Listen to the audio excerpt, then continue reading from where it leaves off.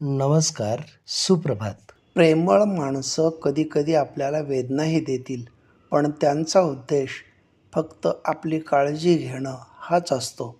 आपण केलेल्या चुका आपणास सुधारता येतात, झालेले गैरसमजही सुधारता येतात, पण आपला चुकीचा विचार कधीच सुधारला जाऊ शकत नाही. जीवनात संगत नेहमी चांगल्याची करावी, कारण समाजामध्ये घडवणारे कमी आणि बिघडवणारे जास्त आहेत. कपडे धुताना नकळत आपले हातसुद्धा स्वच्छ होत असतात. तसंच चांगल्या माणसांच्या संगतीत राहिल्यानं आपले विचारसुद्धा शुद्ध होत असतात. पैसा फक्त दारिद्र्य संपवू शकतो, मात्र त्यासाठी तो योग्य ठिकाणी योग्य वेळी खर्च करण्याची समज हवी. पैशाने आपण भौतिक सुविधा आणू शकतो, सुख विकत घेऊ शकत नाही.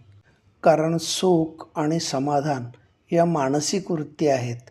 सुख तर आपल्या आतच लपलेलं असतं.